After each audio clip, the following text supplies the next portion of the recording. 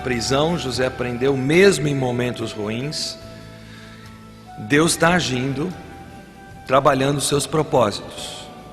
José aprendeu que as experiências difíceis tinham o potencial de ensinar lições que nenhum outro momento tem, e isso é importante para nós. A gente fica mais atento à voz de Deus no momento difícil, a gente capta melhor o que Deus está querendo dar de recado. E nós precisamos ter cuidado para sermos muito rápidos para rotular alguma coisa de ruim ou de bom. Porque Deus pode usar alguma coisa que a gente rotula de ruim para ensinar algo bom. Há uma história interessante de um fazendeiro da Idade Média, possuía um filho e um cavalo. Ele era muito pobre. Um dia seu cavalo fugiu e alguém logo disse para ele: que má sorte a sua. E ele respondeu: talvez sim, talvez não. Na noite seguinte o cavalo voltou, ele estava com fome, ele sabia que ali tinha alimento, e ele trouxe consigo outros 12 cavalos selvagens. Aí alguém rapidamente comentou: puxa, que sorte a sua, agora você não tem um cavalo só, você tem 13. E ele respondeu: talvez sim, talvez não. Aí no dia seguinte o filho dele, tentando domar um dos cavalos, leva um tombo desse cavalo e quebra a perna. Aí alguém faz um comentário: puxa, que azar o seu filho caiu do cavalo e quebrou a perna. Talvez sim, talvez não. Passaram-se alguns dias e um déspota muito poderoso passou por aquele povoado e levou à força jovens que iriam serrar fileiras e lutar no exército dele, para a guerra. E ele não levou aquele jovem porque ele estava com a perna quebrada. Ele foi poupado de ir para a guerra porque ele havia quebrado a perna. Má sorte? Boa sorte? Provavelmente aquele fazendeiro teria respondido: talvez sim, talvez não. Agora, nós não cremos em sorte, mas nós somos apressados em trachar as experiências de ruins ou de boas. E na história de José, Deus se utiliza tanto de bons eventos como de maus eventos, por assim dizer, para moldar José. E Ele faz o mesmo com a nossa vida, para que nós venhamos a ser exatamente o que Ele tensionou que nós fôssemos. Hebreus 12:15 diz para nós o seguinte: cuidem que nenhuma raiz de amargura brote e cause perturbação, contaminando a muitos. O autor do livro A Cura de Memória, chamado David Simmons, ele diz o seguinte: a amargura é a principal culpada por vidas prejudicadas e relacionamentos ruins, bem como pela perda da vitalidade, alegria e liberdade que muitos cristãos experimentam. A amargura faz com que inúmeros cristãos percam o seu poder e eficácia espiritual. A causa de Cristo tem sofrido enormemente, pois inúmeros de seus seguidores possuem problemas não tratados de amargura. No seu livro Maravilhosa Graça, Philip Yancey trata exaustivamente de como a falta de perdão nos conduz a uma vida caracterizada por amargura.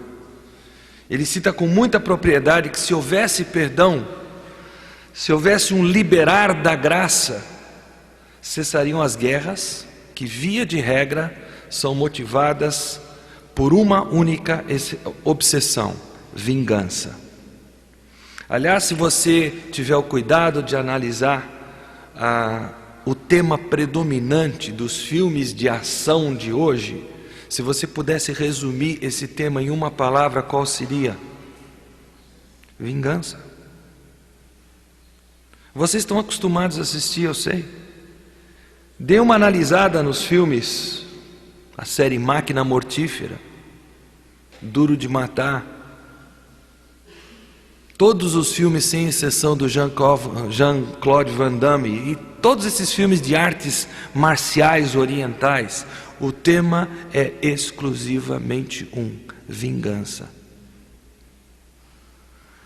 Ao que tudo indica, vingança, falta de perdão, são atualmente no nosso mundo uma força motivadora muito grande.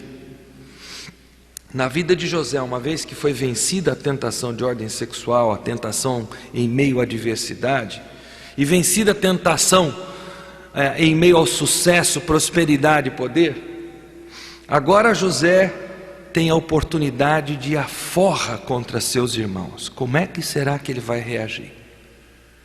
Como é que ele lidou com a amargura? Como é que ele conseguiu manter um espírito dócil diante de tanta injustiça que foi cometida contra ele? E se nós olharmos humanamente para a vida de José, nós não estamos olhando aqui pelo lado espiritual, vamos olhar pelo lado humano.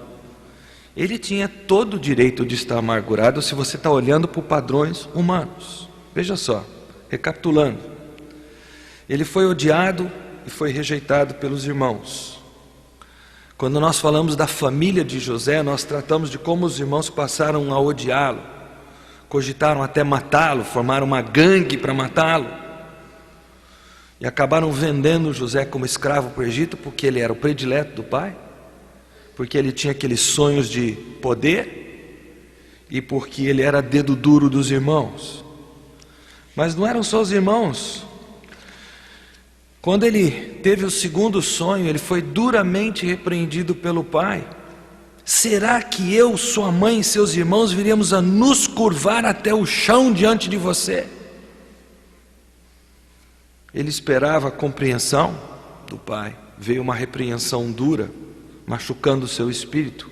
Aquele que sempre estiver ao lado dele agora se põe contra ele de uma forma forte. A amargura poderia facilmente ter se instalado a partir desse ressentimento. José foi falsamente acusado, difamado pela esposa de Potifar. Poucas são as coisas que machucam mais a nossa alma do que a injúria, a mentira a nosso respeito. Quando alguém macula a reputação que você levou anos construindo com uma única mentira. Poucas são as coisas que atrapalham mais a nossa vida do que a injúria. É fácil em momentos assim a gente se vingar, a gente ter aquele desejo de amargura, de querer se vingar, melhor dizendo. Depois José foi condenado e aprisionado por Potifar. Como é que você se sente quando você está trabalhando fielmente para uma pessoa, fazendo tudo certinho, e de repente surge uma acusação a seu respeito e essa pessoa demite você sem sequer ouvir você? Isso já aconteceu comigo, deve ter acontecido com alguns de vocês. É uma oportunidade muito grande para ressentimento tomar conta, para amargura entrar no coração. O que eu fiz? Eu fui fiel e olha que eu estou recebendo de paga. Ele foi esquecido pelo copeiro de Faraó. Outra coisa que é muito comum no nosso mundo de hoje, é marca do mundo de hoje, é a ingratidão. Eu presto atenção nessas coisas. Hoje em dia, se eu dou passagem com o meu carro para um pedestre, ou se eu paro numa esquina e faço sinal para uma senhora, um senhor, uma jovem, um jovem, atravessar primeiro com seu carro, 9 dentre 10 pessoas não dizem obrigado. Nós vivemos no mundo da ingratidão. E José passou por isso. Aquele copeiro se esqueceu dele. Ele poderia, por aquele desapontamento, ser levado a um ressentimento que redundaria em amargura. E por fim, Deus se manteve em silêncio esse tempo todo. Nós não gostamos de admitir, mas tantas vezes, se nós formos honestos, a nossa bronca é contra Deus. Nós não aceitamos o fato de que às vezes se passam anos sem Deus falar alguma coisa, se manifestar.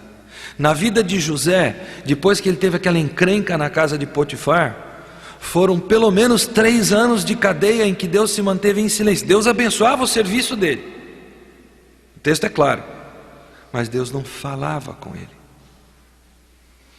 Todas essas situações são exemplos do que pode acontecer a olhos humanos, coisas injustas, que nos dariam a olhos humanos direito de aforro. Esse sentimento de vingança é um campo muito propício para a amargura se desenvolver, contaminar o nosso coração e envenenar a nossa existência. E como nós vimos naquele versículo de Provérbios, quando a amargura envenena a nossa existência, ela contamina a muitos que estão ao nosso redor. Se você já reparou a característica básica da vida de uma pessoa amargurada, onde ela está, ela envenena o ambiente. É difícil conviver com uma pessoa amargurada. Como servo de Deus, alguém que era norteado por valores espirituais e não por emoções, José fez prevenção contra a amargura, tornando-se perdoador. Deus fez José passar por aqueles estágios, nós já mencionamos para vocês, né? O primeiro estágio, a predileção do pai, depois ele vai parar no poço que os irmãos o colocam lá, de lá vendido como escravo, ele vai para o palacete de Faraó, aí ele vai para a prisão, e por fim ele chegou ao palácio. E no palácio ele é encarregado de preparar o Egito para aquele plano, para enfrentar os 7 anos de fome, aproveitando-se dos 7 anos de fartura. E como a fome não estava poupando ninguém, não estava poupando qualquer terra, era uma fome mundial, inclusive presente na terra da família dos seus irmãos, José era o único que tinha autoridade, conforme a delegação que Faraó tinha dado para ele, de dizer sim ou não para quem viesse comprar o trigo estocado. E com a família já quase passando fome, Jacó manda seus filhos para o Egito para irem comprar grãos. Só que ele não manda Benjamim, que é o caçula. E o texto diz que ele não manda temendo que algum mal lhe acontecesse. Parece que Jacó tinha bem vivo na lembrança o que havia acontecido 13 anos antes, quando ele manda José e vê como é que estão os irmãos, e de acordo com os irmãos, José foi morto por um animal selvagem. Aquilo causou uma dor profunda no coração de Jacó. Ele não queria correr o risco de ter o segundo filho da mulher amada passando pela mesma experiência. Quando os irmãos de José chegam ao palácio, eles são trazidos à presença de José, e José está sentado no trono.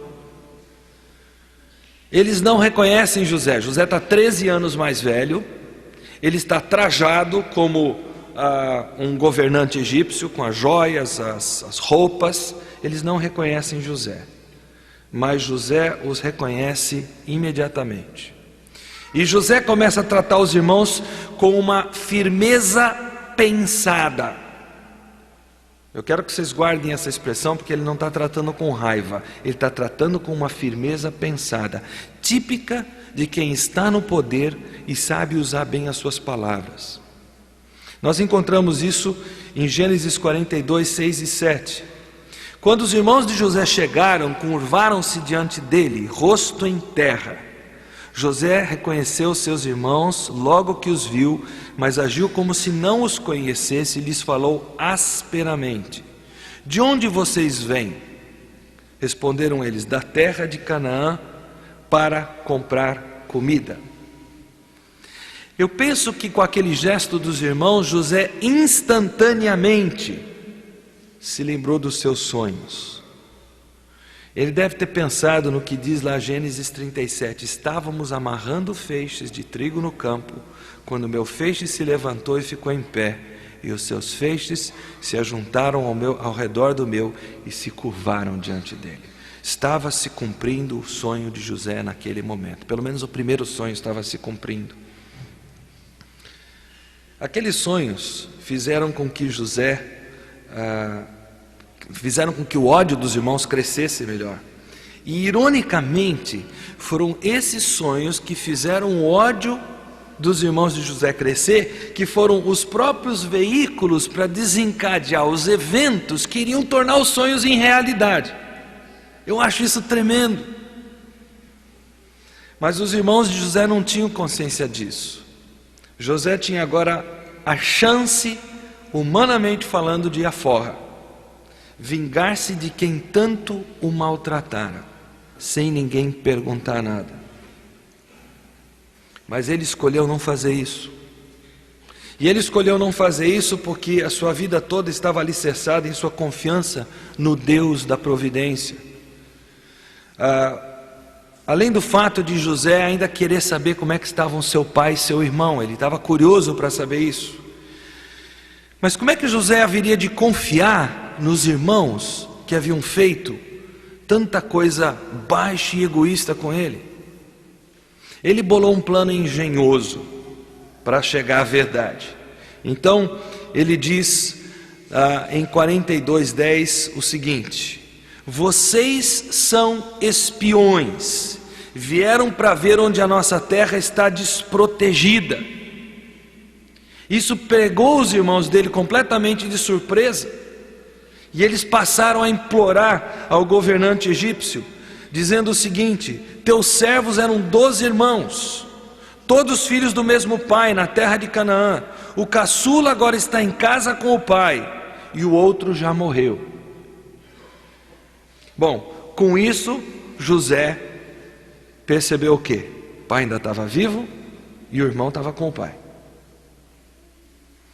Aí José ordena que um deles seja preso e que só seja libertado quando os outros trouxessem o caçula da família. Aí os próximos versículos são tremendamente esclarecedores.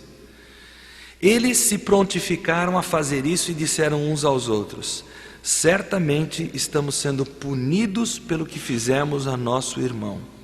Vimos como ele estava angustiado quando nos implorava por sua vida, mas não lhe demos ouvidos, por isso nos sobreveio esta angústia. Rúben respondeu: eu não lhes disse que não maltratassem o menino? Mas vocês não quiseram me ouvir. Agora teremos que prestar contas do seu sangue. Que confissão! Eles, porém, não sabiam que José podia compreendê-los, pois ele lhes falava por meio de um intérprete. A seguir, José ordena que as bagagens deles sejam cheias de trigo. Logicamente, um deles vai para a prisão, como garantia. E ele esconde o dinheiro que eles trouxeram dentro dessas mesmas bagagens. O que José está demonstrando com isso? Ele está demonstrando que ele não guarda mágoa alguma. Pelo contrário, ele está devolvendo o mal com bem, ao não cobrar aquele grão ou aquela comida dos irmãos. Então os irmãos vão embora, Simeão fica preso e José, diz o texto, chora incontrolavelmente, porque é a primeira vez que ele ouve dos lábios dos irmãos que eles haviam errado. E eu não sei como é que é com você, mas às vezes a gente passa anos sem ouvir de uma pessoa que nos ofendeu muito, que ela estava errada. E se existe a oportunidade de nós ouvirmos dessa pessoa que ela errou, e se essa confissão é feita a nós, aquilo faz um bem tremendo à nossa alma. Às vezes essa confissão nunca vem. Já em casa, Jacó não podia acreditar na história que os filhos tinham para contar. O fato que o dinheiro foi levado todo de volta, junto com a comida. Mas Jacó estava determinado a não permitir que Benjamim fosse com eles. Mas relutantemente ele não tem saída, ele tem que liberar Benjamim, e Benjamim os acompanha quando acaba a comida e eles vão novamente comprar grãos. Quando José vê o seu irmão de sangue, ele é tomado de grande alegria e ele manda preparar um banquete. Mas ainda ele tinha negócios a tratar com os irmãos. José queria reencontrar o seu pai. Então ele bolou um outro plano. Ele mandou encher as bagagens novamente de comida, e dessa vez ele mandou pegar a sua taça de prata, aquela taça de estimação que ele tinha, onde ele bebia a bebida dele. E ele ordena que essa taça seja posta na bagagem justamente de Benjamim. E aí ele manda uma patrulha para interceptar os irmãos na viagem de volta, acusando de ter sido roubada a taça e que Faraó queria tomar providências. E eles ficam surpresos, eles não sabiam de nada. E aí a taça é encontrada na bagagem de Benjamim. Aí os irmãos percebem que eles estão realmente encrencados, porque agora eles não sabem o que vai acontecer. Quando eles chegam lá, José diz para eles mais ou menos assim: olha, não tem problema não, eu não farei todos vocês meus escravos, somente aquele em cuja bagagem foi encontrada a minha taça. Aí é que eles entraram em pânico. Eles ficam apavorados, e Rúben implora para ele assim: agora pois, se eu voltar a teu servo, a meu pai, sem levar o jovem conosco, logo que meu pai, que é tão apegado a ele, perceber que o jovem não está conosco, morrerá. Capítulo 45 diz como é que Josué reagiu a isso tudo. Início do capítulo. A essa altura, José já não podia mais conter-se diante de todos que ali estavam e gritou: façam sair todos. Assim ninguém mais estava presente quando José se revelou a seus irmãos. E ele se pôs a chorar tão alto que os egípcios o ouviram. E a notícia chegou ao palácio de Faraó. Depois que José se recompõe dessas emoções tão agitadas, ele sentiu que ele precisava dar indício aos irmãos de como o plano mestre de Deus estava por trás de tudo que havia acontecido, e como ele enxergava isso claramente. Então ele diz para os irmãos: cheguem mais perto. Quando eles se aproximaram, disse-lhes: eu sou José, seu irmão, aquele que vocês venderam ao Egito. Agora não se aflijam e nem se recriminem por terem me vendido para cá, pois foi para salvar vidas que Deus me enviou adiante de vocês. Mas Deus me enviou à frente de vocês para lhes preservar um remanescente nesta terra e para salvar-lhes as vidas com grande livramento. Assim, não foram vocês que me mandaram para cá, mas sim o próprio Deus. Meus queridos, que visão da soberania de Deus! Quando ele tem essa visão da soberania de Deus, quando ele entende o porquê das coisas, fica muito claro por que ele não se vinga. Deus estivera fazendo os seus propósitos se concretizarem em tudo aquilo que havia ocorrido. Ou seja, a consciência prática que José tinha da soberania de Deus, da providência soberana de Deus, ordenando diariamente os eventos, ordenando a vida conforme lhe apraz. Como diz para nós o texto em Efésios capítulo 1, que Deus faz tudo conforme o plano, tudo ocorre de acordo com o plano daquele que faz todas as coisas segundo o propósito da sua vontade. Novamente eu me volto para essa expressão: faz todas as coisas. Não tem um detalhe na sua vida, meu querido, minha querida, que passa despercebido a Deus, que esteja fora do controle dele. Nenhum detalhe na sua vida e na minha vida.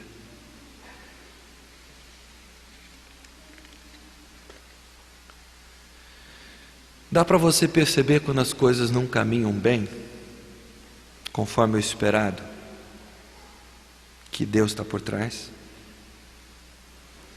Dá para você confiar que Deus usa até os chamados maus momentos para tornar você uma pessoa melhor, mais parecida com Jesus? Eu não duvido que a essa altura alguns de vocês talvez estejam até racionalizando e dizendo assim: peraí, José não teve problema de amargura porque ele não era colérico que nem eu. Você não sabe como é que eu sou. Eu subo a serra com tanta facilidade. Eu não me alegro com a injustiça. Eu sei do que você está falando, eu sou assim. O problema é que José tinha tudo para ficar amargurado, porque ele era imediatista, como nós já vimos. Ele herdou do seu pai, ou pelo menos ele teve do seu pai toda a escola de ser um manipulador. Ele podia ter assimilado isso muito bem. E José tinha uma outra característica que ajudaria ele a ficar amargurado: ele era sensível às pessoas. E quando você é sensível às pessoas, os outros ferem você com mais facilidade. No entanto, José não ficou amargurado. Ele atinou a soberania de Deus. Agora, como ele atina essa soberania de Deus, essa consciência de que Deus faz todas as coisas conforme o conselho da sua vontade? Como é que ele atinou isso? Em primeiro lugar, ele jamais duvidou da soberania de Deus e nem se deixou levar pela bastante provável tentação de questionar o amor de Deus por ele. Vocês se lembram que eu já falei de Jó e de Jeremias? Aliás, a referência de Jeremias estava errada. Se você quiser a referência certa, depois você me procura.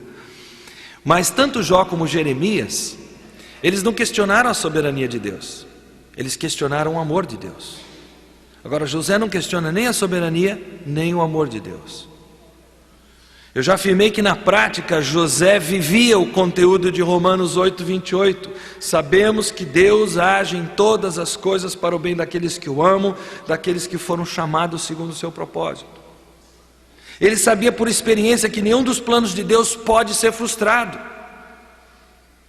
que Deus não permitiria que nada viesse atrapalhar o plano dele para a vida de José, para que esse plano viesse a dar certo. Essa crença que olha para o fim das coisas, que não se detém nas circunstâncias, nos detalhes do meio do percurso, certamente essa crença faz toda a diferença para que a amargura não se instale no nosso coração. Fez toda a diferença na vida de José para que não fosse acalentada pelo coração de José e que o perdão fosse algo decorrente disso. Parece que José adotava uma atitude positiva para com a ofensa. Como vocês gostam de dizer, tipo, é Deus que está me provando no seu forno para que eu adquira a têmpera necessária. E ele me prometeu nem um minuto a mais, nem um grau a mais do que o estritamente necessário.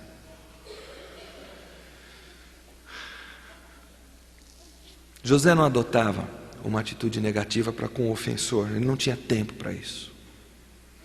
José de alguma forma não queria passar batido pelo aprendizado que Deus estava dando para ele através dos chamados maus momentos diante de uma ofensa.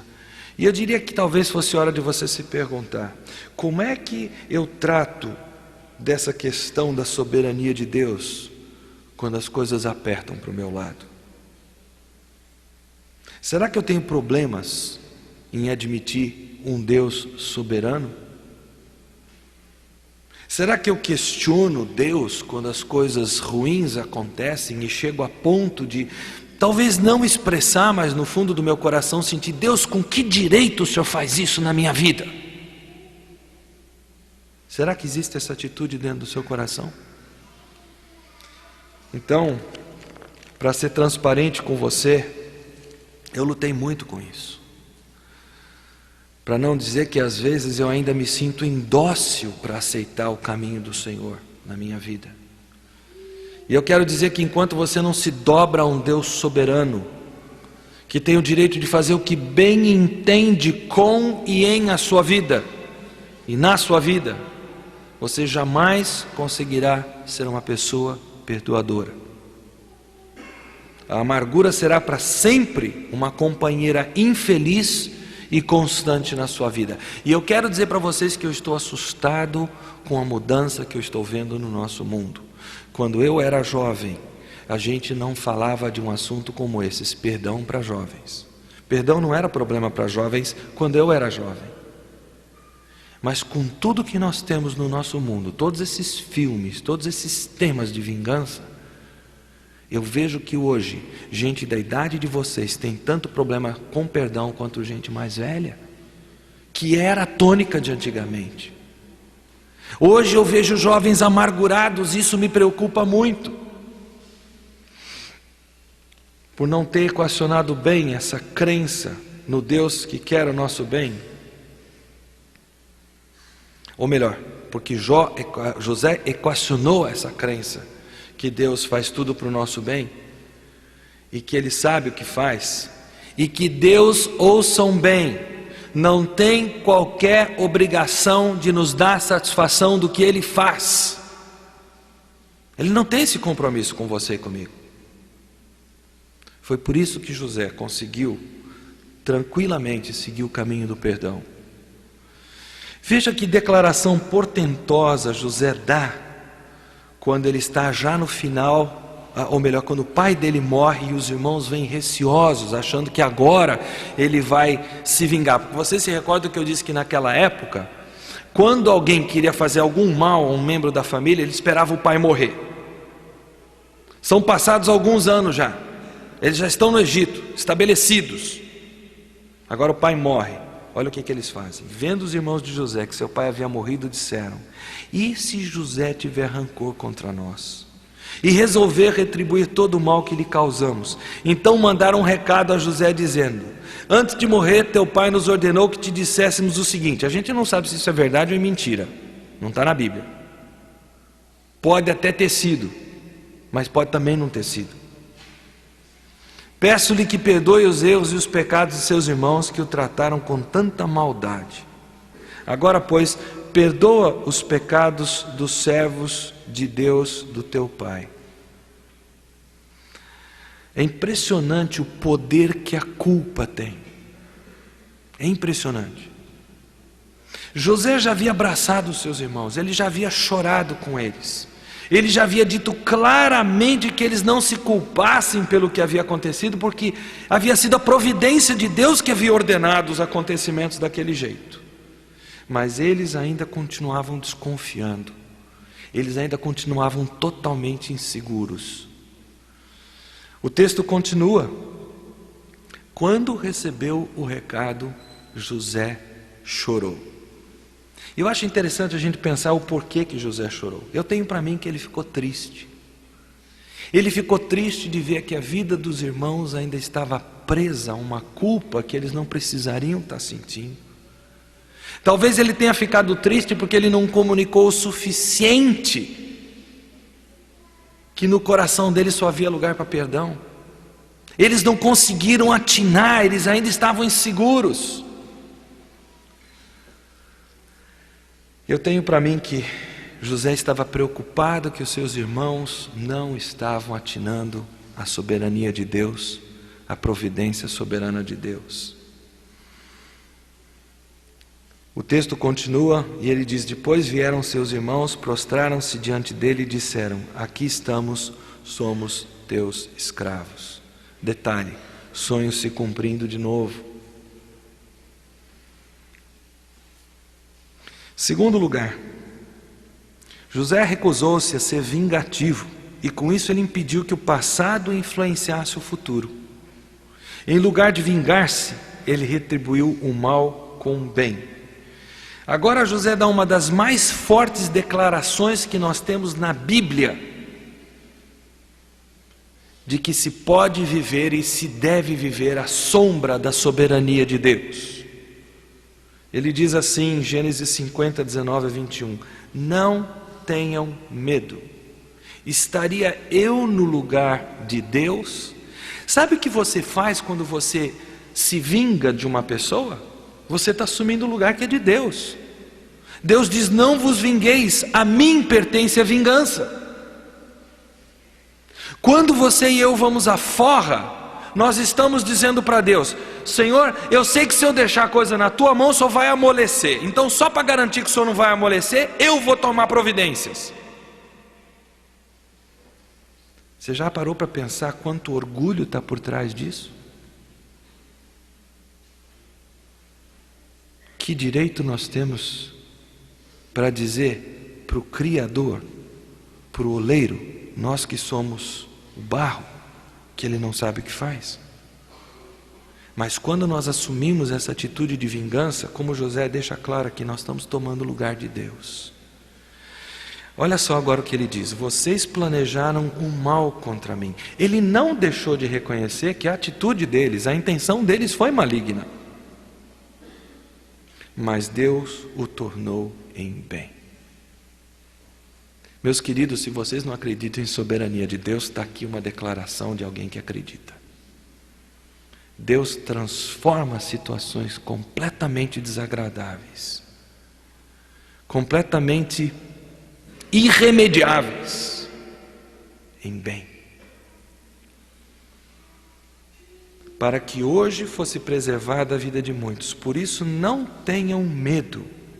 Olha só como é que ele retribui os irmãos. Eu vou sustentar vocês e seus filhos. Olha, se até agora eu não dei prova suficiente para vocês que vocês estão perdoados, daqui para frente eu vou dar uma maior. Eu vou sustentar a família de vocês daqui para frente.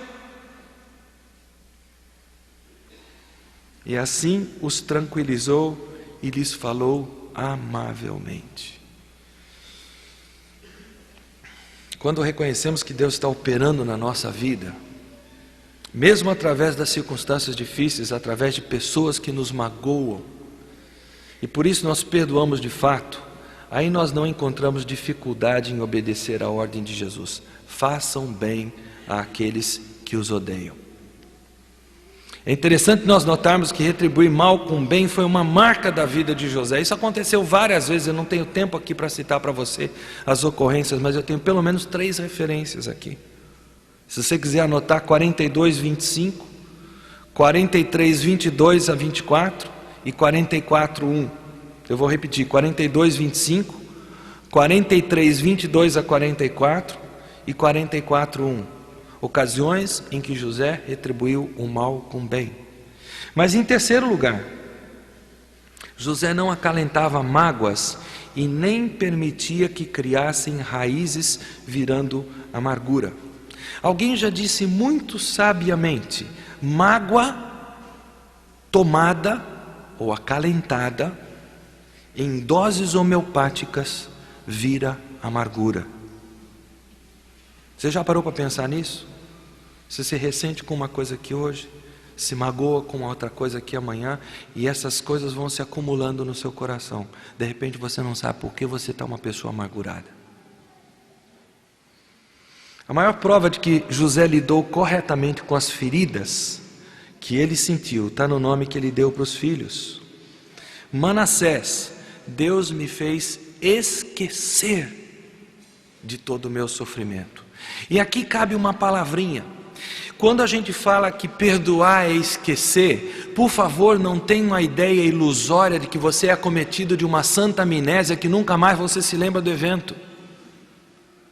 Quando a Bíblia diz que Deus não se lembra dos nossos pecados, a Bíblia não está dizendo que Deus é acometido de santa amnésia. O que nós temos que encarar de frente, que perdoar, como muita gente diz, não, você tem que perdoar e esquecer. Para com isso, isso não existe. O que você tem que fazer, esse esquecer que a Bíblia está falando, que Deus esquece dos nossos pecados, é não levar em conta. Eu tenho que perdoar, e quando eu perdoo, eu estou dizendo para Deus: eu não vou mais levantar o ocorrido com o Senhor, com qualquer pessoa e com a minha própria alma. Acabou, chega. Ele esqueceu nesse sentido, ele se resolveu a não mais levantar o assunto, estava liquidado. E quando ele deu esse nome para Manassés, nasce o outro filho, e ele dá um nome interessante para o outro filho, Efraim. Deus me fez prosperar na terra onde tenho sofrido. E aqui eu quero dizer para vocês que a ordem nunca vai ser diferente. Você quer ser próspero? Eu não estou falando de dinheiro aqui, eu estou falando de prosperar aos olhos de Deus, ter uma vida cristã bem-sucedida. Você quer ser próspero? Tem que perdoar. Se você não perdoa, não vem prosperidade. A prosperidade espiritual está intimamente ligada a uma atitude que vê Deus como soberano, com Deus que ordena a sua providência soberana sobre a nossa vida. Sem isso não tem jeito. Eu vou dizer uma coisa para vocês: você pega uma pessoa dentro das nossas igrejas que demonstra para você que ela não consegue perdoar, que ela tem mágoas, que ela tem rancor, que ela tem bronca de pessoas, vai consultar a teologia dela, e eu tenho certeza que ela é uma das maiores defensoras do livre-arbítrio.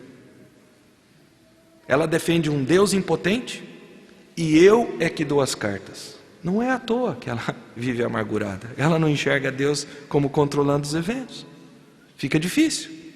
Se não tem alguém soberano controlando os eventos, como é que eu posso entender que é Ele que está fazendo as coisas para o meu bem, para o bem dos outros? Deus me deu uma prova muito forte de que prosperidade vem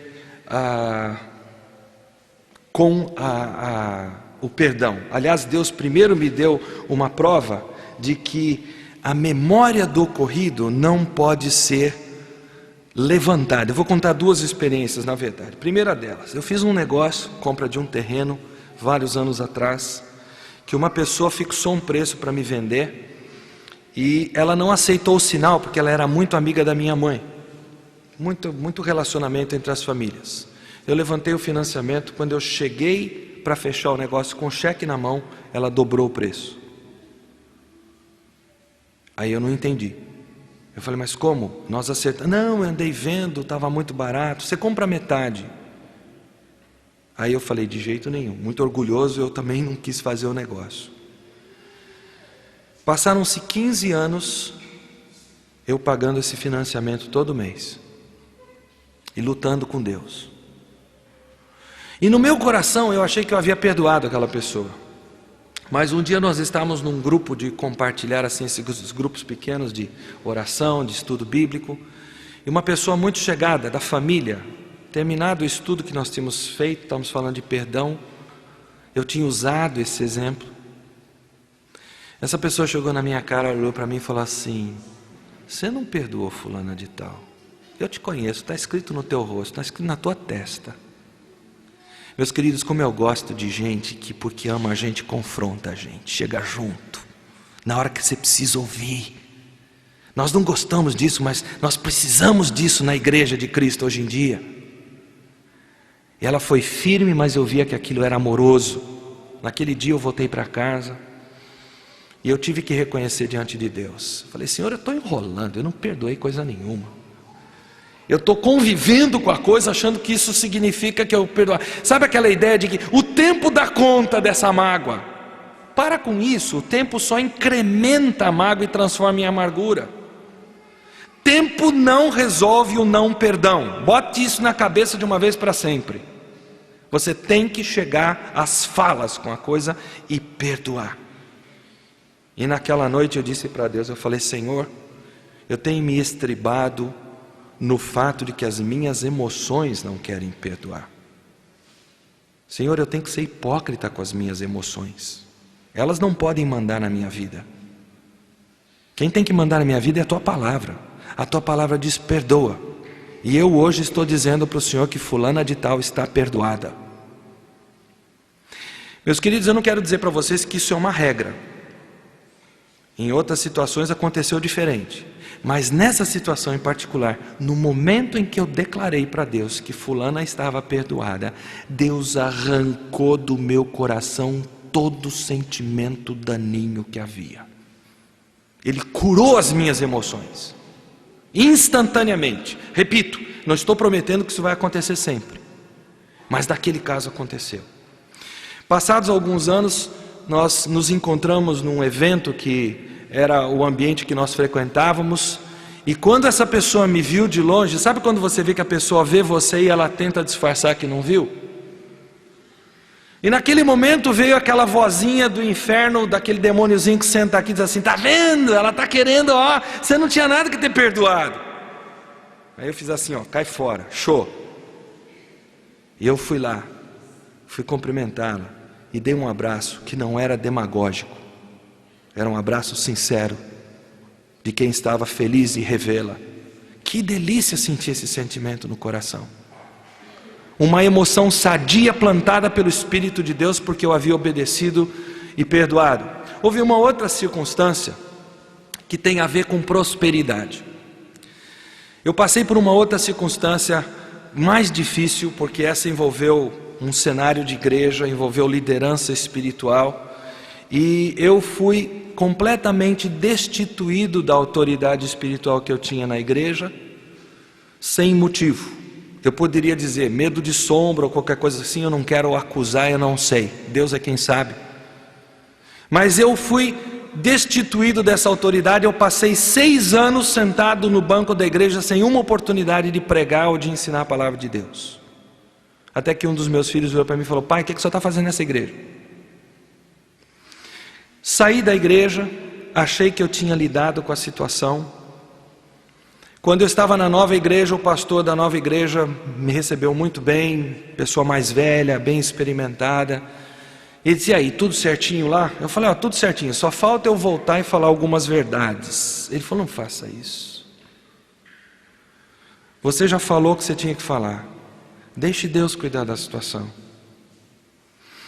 E eu, fazendo a minha devocional, trombei com um salmo, se não me engano o salmo 106, eu não me recordo agora, que fala que Moisés, quando ele estava diante da rocha, que os israelitas reclamaram que não tinha água e que Moisés feriu a rocha desobedecendo a Deus, o texto ali diz que Moisés falou asperamente com eles, e o contexto dá a entender que o falar asperamente fez com que Moisés não espelhasse para o povo israelita a pessoa de Deus.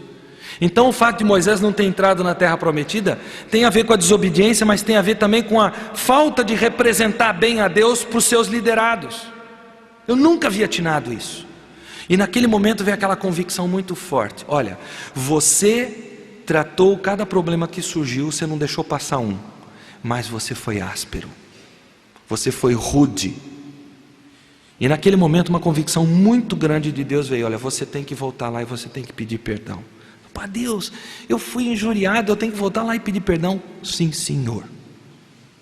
E eu vou para lá, eu marco uma hora, eu levo 4 meses para conseguir marcar uma hora com essa pessoa que me magoou, porque ela não queria que a gente conversasse. E eu, por segurança, pedi que um outro líder espiritual da igreja, em que eu confio muito, estivesse presente. E aí eu pedi perdão para essa pessoa. E ela arrogantemente disse para mim: até que enfim você reconheceu. Dá licença, eu tenho que ir embora, tem uma outra pessoa para atender. Eu saí de lá que a coisa estava assim, fervilhando de novo no meu coração. Poxa Deus, eu quero acertar, a pessoa me trata assim. Ele me feriu, eu acertei a minha parte e ele tem esse tipo de atitude. Naquele momento, aquela outra pessoa que estava conosco virou para mim e falou assim: Eros, não deixe mágoa entrar no seu coração. Ele falou: hoje eu entendi por que que os seus filhos são como eles são. Eles têm escola, eles têm um pai e uma mãe que leva Deus a sério. É por isso que a sua família é bonita. Não deixa a mágoa tomar conta. E eu saí com aquelas palavras no meu coração, mas eu lutei muito. Eu passei uns 4, 5 meses lutando com esse sentimento que voltava. Eu fui injustiçado de novo. Isso não está certo. Aí eu disse para Deus, eu falei: Senhor, eu não posso conviver com isso. Isso não está certo. E Deus foi ouvindo a minha oração. Eu disse: Senhor, eu tenho que declarar, como eu fiz naquele caso anterior, está perdoado. Nesse segundo caso, as emoções não foram embora tão rapidamente, mas eu percebi que elas tinham ido embora quando eu estava dando uma palestra no Nordeste do Brasil, na igreja de vocês de Aracaju. Estava falando sobre dinheiro. E me fugiu a ilustração que eu ia dar. E a única ilustração que me veio à cabeça foi como essa pessoa havia abençoado a minha vida no momento em que eu estava com os pneus do meu carro totalmente carecas e eu não tinha dinheiro para comprar pneu novo. E essa pessoa chegou para mim e disse assim: vem cá, eu vi que os pneus aí do teu carro, ele gosta muito de brincar com os outros, e é uma das coisas que eu tinha dificuldade, porque ele gosta de tirar barato da cara dos outros. Os pneus estão mais careca que você. Dá um jeito aí de você comprar pneu e me diz quanto foi, que essa é minha. No momento em que eu usei essa ilustração, o Espírito de Deus me disse: está vendo? Você perdoou, foi embora. Acabou.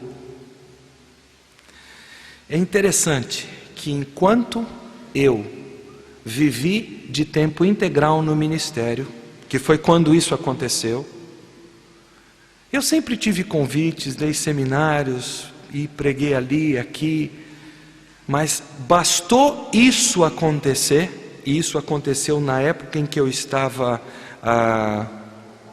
fazendo a transição de um trabalho de tempo integral na obra para esse trabalho secular como tradutor público. Hoje, como tradutor público, eu tenho muito mais convites, muito mais oportunidades para ministrar, como eu estou ministrando aqui nesta manhã para vocês, do que eu tinha antes quando eu trabalhava de tempo integral no ministério. Sabe por quê? Porque não tinha perdão no meu coração. No momento em que Deus trabalhou e eu cedi à soberania dele e perdoei, Deus começou a me tornar próspero, não próspero financeiramente, próspero no sentido de ter oportunidades de partilhar a palavra de Deus, que Ele sabe é a coisa que eu mais gosto na vida. Eu não tenho alegria maior do que estar aqui diante de vocês ensinando princípios da palavra. Nós precisamos concluir. O segredo do sucesso de José, diante das feridas de alma que ele teve, sempre foi perdoar. E isso ele conseguiu graças a uma visão sadia e prática da soberania de Deus. Soberania que ele aceitou em sua própria vida de forma consciente e o tempo todo. E a prova de que José perdoou sempre foram as várias ocasiões em que ele pagou o mal com bem. Nós analisamos algumas delas. Eu quero convidar você nesse momento para curvar a sua cabeça, fechar os seus olhos e você conversar com Deus a respeito dessa área que eu sei que é uma área crítica para todo ser humano e não é para diferente para todo cristão. Como é que anda a área de perdão no seu coração?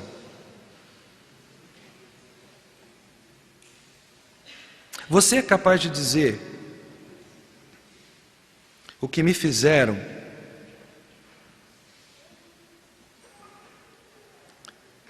é mais grave do que aquilo que eu fiz a Jesus? Ou é o contrário que é verdade? Todo o dano que causaram a você, todas as ofensas que praticaram contra você até hoje, será que elas são maiores do que as suas ofensas que levaram Jesus para a cruz do Calvário? Se Jesus, sendo Deus e sendo homem, que jamais conheceu o pecado, me perdoou, a ponto da Bíblia afirmar que meus pecados, Ele já não se lembra deles, tenho eu direito de reter perdão a quem me ofendeu?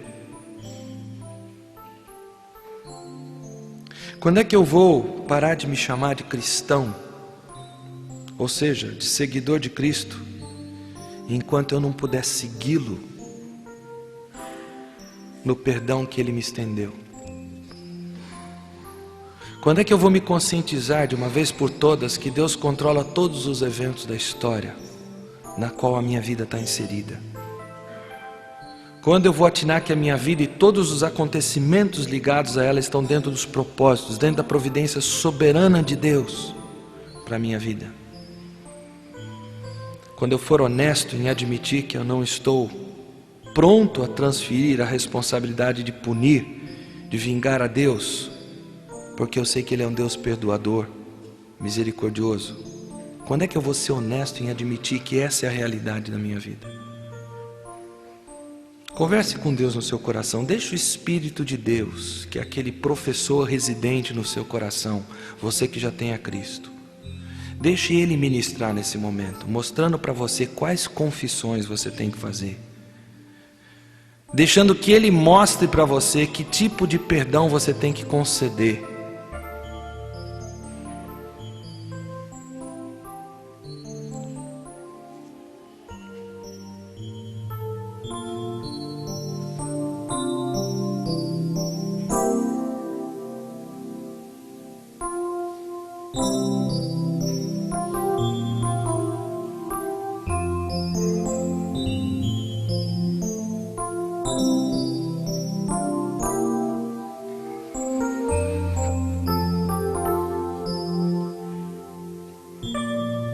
Senhor, o Senhor precisa nos ajudar com a Tua graça a nós entendermos que perdão está diretamente ligado com a consciência que nós temos da Tua soberania.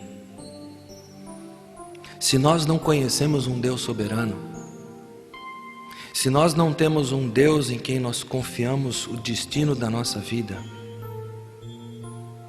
Não há como perdoar. Não há forças em nós. Principalmente quando nós somos injuriados. E eu sei que aqui nesta manhã há várias pessoas, que já foram maltratadas injustamente, que já foram despedidas injustamente, que já tiveram eventos acontecendo na sua vida, quando elas estavam vivendo uma vida, procurando viver uma vida que agradasse o Senhor, e isso machucou.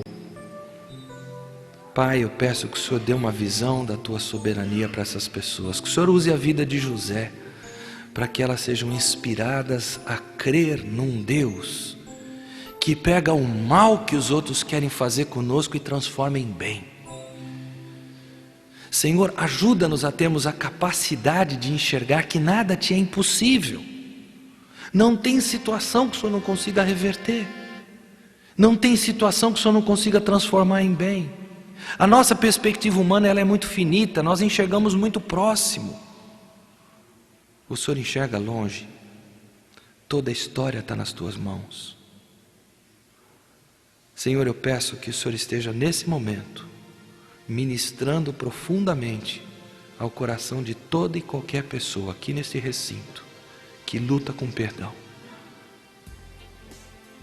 Que a primeira providência seja dizer: Deus, eu não consigo perdoar, mas eu não vou me estribar nas minhas emoções. Ajuda esses jovens a afirmarem categoricamente: Deus, eu estou disposto a ser hipócrita com as minhas emoções, elas não vão mandar na minha vida. Quem vai mandar na minha vida é a Tua palavra, e a Tua palavra diz: perdoa.